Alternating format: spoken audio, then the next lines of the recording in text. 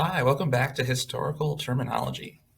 Today we are going to be talking about the Industrial Revolution and what that all meant to the world. It meant a lot. It changed a lot about our planet and our country specifically, but also other places as well. So let me just move myself up here to this corner real quick. There we go, and we can get started. So, what exactly is the Industrial Revolution? Well, the Industrial Revolution is really just the beginning of modernized production. So, it's changing from individuals working for hours and hours and hours on something, master craftsmen, journeymen, and stuff like that, to factory work, mass production of goods, that kind of stuff. And it's also really the use of a non-manual labor.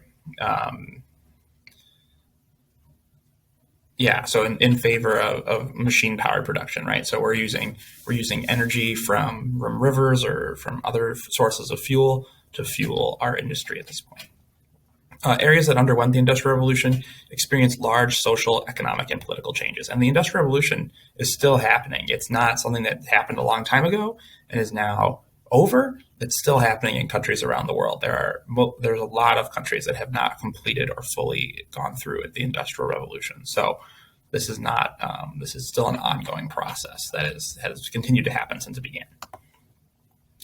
So when did it happen? Well, the Industrial Revolution is still happening, like I said, in developing nations across the world, in Africa, Asia, South America, parts of Europe.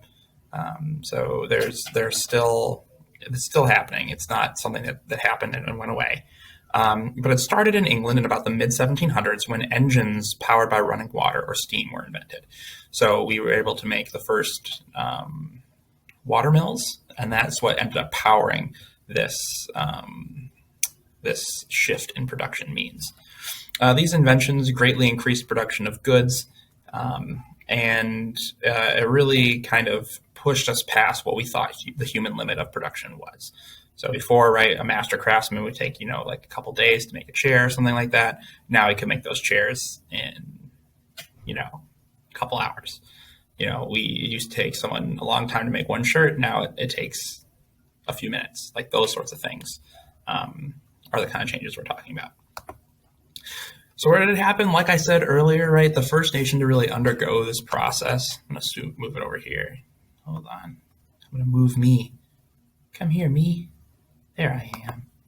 All right. So the first nation to begin to undergo these changes was England. However, this technology soon spread elsewhere. It wasn't something that England was able to keep secret for long. The United States, France, Germany, and other European nations were the first industrializing nations, and that was in about the mid-1800s when they really started going. So basically, England got all these things going, and they tried to keep that under wraps. They didn't want other people to have this technology. But as time goes on, it ends up being either rediscovered or comes to other places from England, right? You can't keep those kinds of things secret for too long. So let's talk a little bit about the effects of the Industrial Revolution, because that's really what we're kind of experiencing now in our more modern society. First of all, right, people are migrating from farms to cities, right? With increased productivity, there's an increased demand for labor, right? People need to be working in these places where they're making these products. And so people from rural areas are going to the cities to work, right? In traditional society, in this agricultural world that came before this, if you weren't the firstborn child, you weren't really set to inherit that much. So people who weren't going to be inheriting, right, and people are still having a lot of kids, they would come to the cities to work instead because they weren't going to get anything from the family farm. And because of this, right, cities became really large and really overcrowded really quickly. So as workers began working in factories, their rights started to become infringed upon. I know I'm moving again, aren't I? I'm going to get into all the four corners before this talk is done, if it lets me. Okay. So, right, workers, they were made to work too many hours. They didn't have the safety regulations we do now, and so they were in danger. And so workers began forming unions to collectively bargain for their rights. Basically, that means all the workers got together and said, hey, we're going to, instead of each one of us trying to get our rights, we're going to all collectively get together and do that. And they were oftentimes met with violent opposition. That means that the people who owned the places they work would hire policemen or thugs to beat them up for doing this kind of thing. So this was a long process. Another major thing that happened because of this industrial revolution is socialism. Socialism, right, is this movement that calls for workers' rights and safety, but also nationalizing some industries, prioritizing the welfare of people over the welfare of businesses. So this is a new economic and political philosophy that came out of the Industrial Revolution. There have also been environmental impacts that have come out of the Industrial Revolution. We've been using fossil fuels like coal, gas, and oil to be kind of fuel this drive for production. But these greenhouse gas emissions have changed the Earth's environment to the point where it's now possible that we're ruining our planet. So these environmental impacts have been rather large. Like I said, though, of course, we do have a productivity increase, right? We're able to create more things quicker, which is good for the average person, right? It's increased our standard of living, and mass production has allowed things to have their price dropped and the supply to be increased. This has also increased the general wealth of the world. However, that income has been not distributed evenly.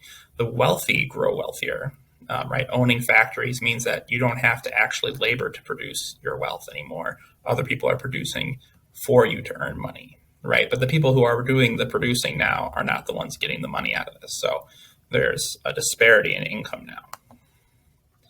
And then, of course, there have been strains in the social and economic order, right? Workers' rights, new wealth versus old wealth, women working, city life and overcrowding, and the decline in religion, which have come from this industrial revolution, have all put strains on different countries over various amounts of time.